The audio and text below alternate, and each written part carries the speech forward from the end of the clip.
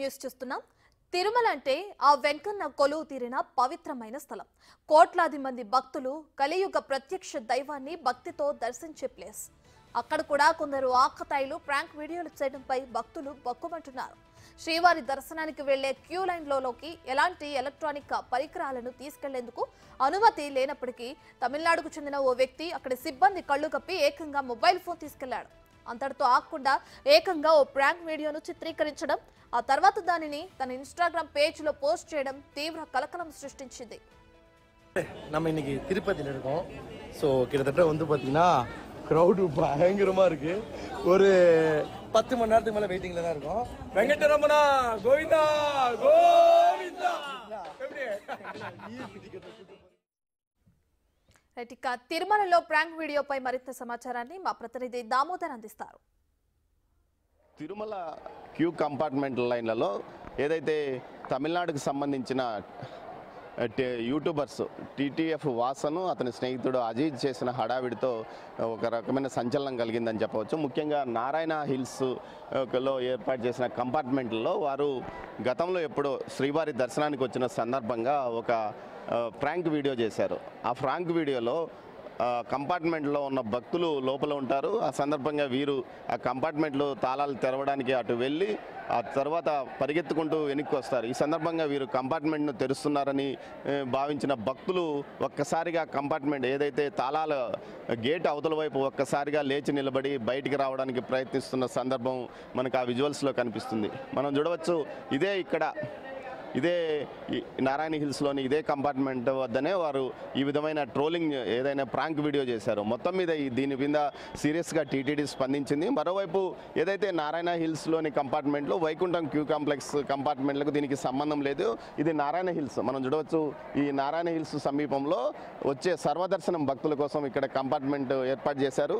Queue లైన్లలో ఉన్న వారిని అంటే నేరుగా శ్రీవారి దర్శనానికి అనుమతించకుండా క్యూ లైన్ల ద్వారా పంపించిన వారిని కొద్దిసేపు ఇక్కడ సేద తీరడానికి ఈ కంపార్ట్మెంట్లో ఏర్పాటు చేస్తున్నారు. ఈ కంపార్ట్మెంట్లో వెళ్ళే భక్తులు చెప్పులు వేసుకొని వెళ్తారు. అదేవిధంగా ఏదైతే పూర్తిగా సెల్ ఫోన్లు కూడా వారి దగ్గర ఉంటాయి. అంటే సెల్ ఫోన్లు మెయిన్ ఏదైతే 32 కంపార్ట్మెంట్లోకి వెళ్ళిన వారి దగ్గర నుంచినే సెల్ ఫోన్లు అక్కడ మనం లగేజ్ కౌంటర్స్ వద్ద పెట్టే పరిస్థితి ఉంది. అంతకుముందు వెళ్ళే భక్తులు మాత్రం మామూలుగా తమ దగ్గర సెల్ ఫోన్స్ అన్నీ పెట్టుకొని వెళ్తుంటారు. దీంతో వారు ఈ కంపార్ట్మెంట్లో ఉన్నప్పుడు ఏదైతే నారాయణ హిల్స్ కంపార్ట్మెంట్లో ఉన్నప్పుడే ఈ ఫ్రాంక్ వీడియో చేశారు. అంతకుముందు కూడా వారు చొక్కా తీసుకొని 10 గంటల పాటు మనం ఈ క్యూ లైన్లో ఉన్నాము, వెంకటరమణ గోవిందా అంటూ ఏదైతే వాసను అతని స్నేహితుడు అజీజు మాట్లాడిన వీడియోస్ కూడా వారు తమ యూట్యూబ్ ఛానల్లో పెట్టుకున్న పరిస్థితి. మొత్తం మీద అయితే ఇక్కడ ఫ్రాంక్ కాల్ చేసినందుకు కూడా స్వామివారి యొక్క భక్తుల మనోభావాలు దెబ్బతీసే విధంగా వ్యవహరించడం, ఒకసారిగా భక్తులు ఏదైతే గేట్ తెరుస్తున్నారని భావించి తర్వాత గేట్ తెరవడం లేదు, ఇది ఫ్రాంక్ అని గ్రహించడంతో ఒక్కసారిగా నిరాశతో కూలబడ్డం కూడా మనకు కనిపిస్తుంది. మొత్తం మీద ఈ ఘటనకు సంబంధించి టీటీడీ విచారణకు ఆదేశించింది. టీటీఎఫ్ వాసన్ను అజీజ్ యొక్క మీద చర్యలు తీసుకుంటాము. కఠినంగా ఇటువంటి వారు భవిష్యత్తులో ఇటువంటి చర్య ఎవరు చేయకుండా కూడా కఠినంగా చర్యలు తీసుకుంటామని చెప్తున్నారు. కానీ ఏదైతే గతంలో తిరుమల శ్రీవారి ఆలయంలోనే ఆనంద నిలయాన్ని విజువల్స్ తీసిన వ్యక్తి కూడా ఇదే విధంగా సోషల్ మీడియాలో తన పేజ్లో ఆనంద నిలయం విజువల్స్ పెట్టుకున్నాడు. అదేవిధంగా డ్రోన్ కెమెరా ద్వారా ఆనంద నిలయాన్ని పైనుంచి చిత్రీకరించారు ఆలయాన్ని.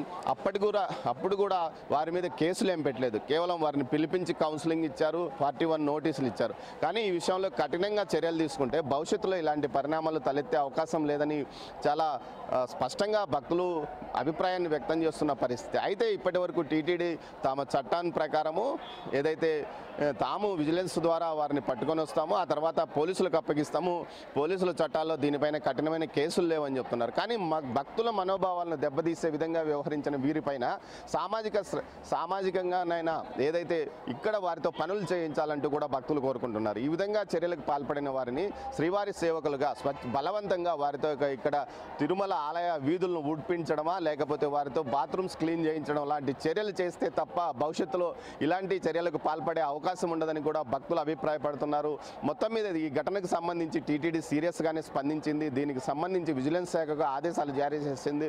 ఏదైతే టీటీఎఫ్ వాసను అజీజును పిలిపించి వారి ద్వారా వారి మీద కఠినంగా చర్యలు తీసుకోవాలి, వారి మీద న్యూసెన్స్ కేసు కూడా పెట్టాలని కూడా ఆదేశాలు జారీ చేసిన పరిస్థితి. ఈ దిశగా ఇప్పటికే టీటీడీ విజిలెన్స్ కదిలింది. దీంతోపాటు స్థానిక పోలీస్ స్టేషన్లో ఫిర్యాదు చేసిన నేపథ్యం కనిపిస్తుంది. మొత్తం మీద వారిని అయితే 2-3 రోజుల్లో ఇక్కడికి తీసుకొచ్చి వారి మీద కఠినంగా వారిని అరెస్ట్ చేసే అవకాశం ఉందా, లేకపోతే న్యూసెన్స్ కేసు పెట్టే అవకాశం ఉందా, లేకపోతే వారికి మరేదైనా శిక్ష విధిస్తారా?